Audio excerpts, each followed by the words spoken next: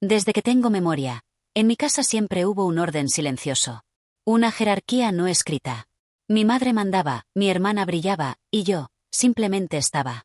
Me llamo Valeria, y crecí sabiendo que por más que lo intentara, nunca sería la favorita. Esa plaza tenía nombre y apellido: Luciana, mi hermana mayor, la hija perfecta, la niña de los diplomas, de los aplausos y los abrazos largos. Yo era la que se adaptaba, la que se quedaba en segundo plano para no incomodar. Mi madre, Teresa, jamás lo decía con palabras, pero todo en ella gritaba esa preferencia.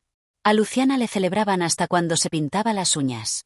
Yo, si llegaba con un 10 en un examen, lo máximo que recibía era un «¿y por qué no fue antes?». Mi padre, cuando aún estaba, intentaba equilibrar un poco las cosas, pero murió cuando yo tenía 14. Desde entonces, la balanza se inclinó por completo del lado de ellas dos. Cuando terminé el colegio, quise estudiar arte. Siempre me gustó pintar, crear, perderme en los colores. Pero a mamá eso le parecía una pérdida de tiempo. Luciana va a ser doctora, vos búscate algo que te dé de comer, decía mientras me dejaba pan con manteca sobre la mesa. Y así, entre empujones y silencios, terminé trabajando en una cafetería de barrio, mientras mi hermana salía en las fotos del periódico de la universidad. Vivíamos juntas. Las tres. Yo, mamá y Luciana. En una casa que no era grande, pero que parecía más chica con tanto ego apretado. Yo aportaba con mi sueldo lo poco que podía. Pagaba la luz, el gas, el súper cada tanto. Pero nadie lo notaba. Porque en esta casa, lo que hacía yo nunca valía tanto como lo que hacía Luciana. Cuando ella traía flores, mamá las ponía en el centro de la mesa.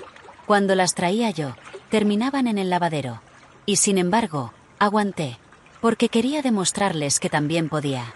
Que mi valor no estaba en los diplomas ni en los títulos, sino en lo que era capaz de construir por mí misma. Un día conocí a Marcos.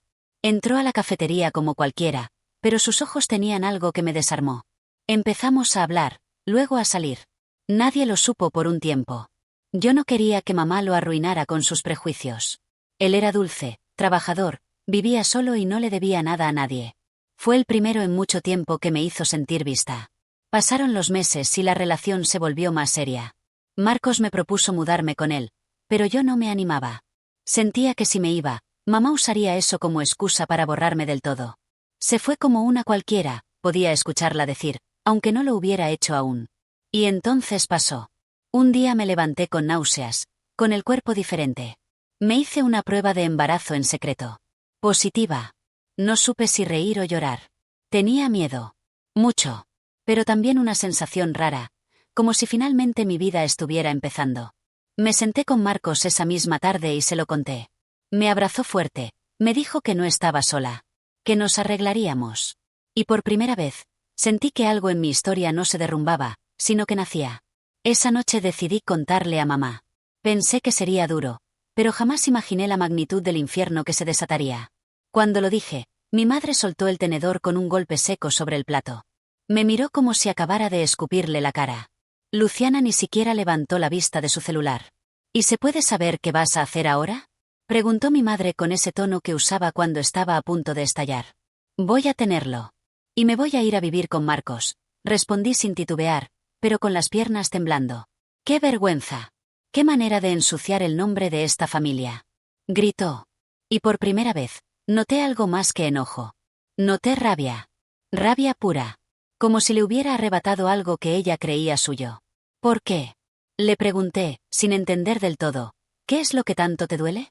Porque Luciana ni siquiera tiene novio. Escupió. Y en ese momento entendí todo. No era mi embarazo. Era que yo, la segundona, la invisible, me había adelantado. Había logrado algo que su hija de oro todavía no tenía. Era celos. Era envidia. Era el ego herido de una madre que construyó su identidad en torno a su hija perfecta, y no podía soportar que la otra, la gris, la que nunca destacaba, fuera la primera en darle un nieto. Luciana no dijo nada. Pero su silencio fue complicidad. Esa noche no dormí. Al día siguiente, cuando volví del trabajo, encontré mis cosas apiladas junto a la puerta. Bolsas, cajas mal cerradas, mis cuadros rotos, mi ropa tirada. No vuelvas, decía una nota pegada en la puerta. Firmada por nadie, pero escrita con la letra de mi madre. Llamé a Marcos. Me abrió la puerta de su casa sin preguntas. Me abrazó sin condiciones. Y ahí supe que todo lo que había perdido nunca había sido mío de verdad. Desde entonces, no volví a casa. Pero construí la mía. Desde el polvo. Desde la nada. Con esfuerzo, con miedo, pero también con amor. Marcos estuvo en cada paso. Vimos crecer mi panza juntos. Pintamos la cuna. Compramos baberos con dibujos ridículos. Y cuando nació nuestra hija, lloramos como niños. A veces, por las noches, me pregunto qué habría pasado si mi madre hubiera reaccionado distinto. Si hubiera abrazado mi barriga en lugar de expulsarme. Pero después recuerdo quién soy hoy. Lo que logré. Lo que tengo. Y ya no me duele tanto. No todos los finales felices comienzan con abrazos. Algunos empiezan con una patada en la espalda, y terminan con una puerta nueva, una familia real, y la paz de saber que por fin, después de tanto, alguien me eligió por lo que soy. Los primeros meses fuera de esa casa fueron una mezcla de alivio y dolor. Me dolía el rechazo, sí, pero más me dolía reconocer que por muchos años creí que en ese lugar había algo parecido al amor. Vivir con Marcos era otro mundo. Él tenía una pequeña casa con patio y una cocina algo desordenada, pero en cada rincón se sentía algo que nunca tuve: libertad. Las primeras noches me despertaba llorando. Tenía pesadillas en las que mi madre irrumpía en la habitación para decirme que todo era un error, que debía volver y hacer lo correcto, como si parir a mi hija fuera un crimen. Marcos me calmaba con paciencia. Me abrazaba sin palabras, y eso me sostenía. Cuando nació nuestra hija, a quien llamamos Alma, todo cambió de nuevo. La miré por primera vez y sentí que por fin había roto el ciclo. Que algo nuevo podía construirse sobre las ruinas. Pero no pasó mucho tiempo antes de que el fantasma de mi madre reapareciera. Una semana después del parto, Marcos abrió la puerta y la encontró ahí. Con una caja de pañales y un osito de peluche en la mano. Luciana iba detrás, con una sonrisa falsa y una mirada que escaneaba cada rincón de la casa. Solo queríamos conocer a Alma, dijo mi madre. Yo no supe qué responder. Me temblaban las piernas, me sudaban las manos. Parte de mí quería abrazarla, decirle te extrañé, como una hija que siempre espera el perdón que nunca llega. Pero la otra parte, la herida, la despierta, la que ya entendía lo que era el amor verdadero, no podía olvidar la humillación de haber sido echada como si fuera basura. Ahora quieren conocerla. Pero cuando estaba en mi vientre, les dio asco. Fue lo único que dije. Se fueron sin decir mucho. Marcos cerró la puerta. Y yo lloré, otra vez. Pero esta vez, lloré diferente. No por la pérdida, sino por la claridad. Porque esa visita no fue por amor. Fue por culpa. Fue por apariencia. Fue por ego. Pasaron los meses. Criar a Alma no fue fácil. Había días en que no alcanzaba el dinero, en que la leche se acababa, en que mi cuerpo no daba más. Pero en medio de todo, también hubo magia, verla dar sus primeros pasos, escucharla decir mamá, verla reír por cualquier cosa. Marcos era un padre presente. Amoroso. Imperfecto, pero siempre ahí. Y eso era un regalo que yo nunca tuve. Pero la historia no termina ahí. Un día recibí un mensaje inesperado. Era Luciana. Necesito hablar contigo. Es urgente. Mi primera reacción fue ignorarla. Pero algo en mí, curiosidad, tal vez, me empujó a responder. Nos citamos en una cafetería del centro. Cuando la vi llegar, noté que ya no tenía la misma postura altiva de siempre. Se sentó frente a mí, incómoda. Estoy embarazada, dijo. No supe si reírme o abrazarla. Me quedé en silencio. Ella continuó. Mamá dice que es el momento perfecto para la familia. Ya está planeando el baby shower, los regalos, todo. Me imagino, le respondí. Pero yo no quiero lo que vos viviste, Valeria. No quiero que me utilicen para tapar lo que hicieron con vos. No quiero que usen mi embarazo para limpiarse las manos. Por un segundo, la vi. Vi a la hermana, no a la favorita. A la mujer, no a la rival. Y sentí lástima. Porque entendí que ella también había sido una ficha en el juego de mamá. Entonces cortá con eso. Tené tu hijo como quieras. No les debes nada, le dije. Pero vos pudiste. Sin nadie. ¿Cómo hiciste? Suspiré. Primero creí que no podía. Que necesitaba su aprobación. Pero después me di cuenta que cuando el amor viene con condiciones, no es amor. Es deuda.